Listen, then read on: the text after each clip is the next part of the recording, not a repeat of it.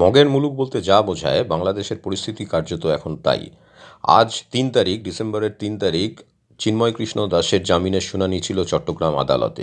কিন্তু অদ্ভুত ব্যাপার হলো, চিন্ময় কৃষ্ণ দাসের পক্ষে সওয়াল করার জন্য কোনো আইনজীবীকে দাঁড়াতেই দিল না সে দেশের ইসলামী মৌলবাদীরা।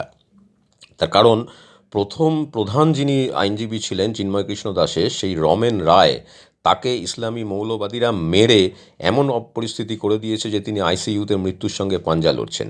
আর বাকি যে ৫০ জন আইনজীবী প্রথম দিন তার সঙ্গে ছিলেন, তাদের প্রত্যেকের বাড়িতেই হামলা চলেছে, তাদেরকে বাড়িতে লোকেদের ভয় দেখানো হয়েছে, এমনকি তাদের বিরুদ্ধে দেশদ্রোহিতার মামলা পর্যন্ত করা রয়েছে। যার ফলে প্রাণ ভয়ে তাঁরা কেউ আজকে চট্টগ্রাম আদালতমুখ হননি। যার ফলে কৌশলে এই বাংলাদেশি মৌলবাদীরা এবং সে দেশের ইউনূস সরকার চিন্ময় কৃষ্ণ দাসের আইনি নিরাপত্তা দিতে পারলেন না তাকে। তার জামিনের বিরোধিতা করলেন। আগামী ২রা জানুয়ারি পুনরায় তার শুনানি হবে চট্টগ্রাম আদালতে।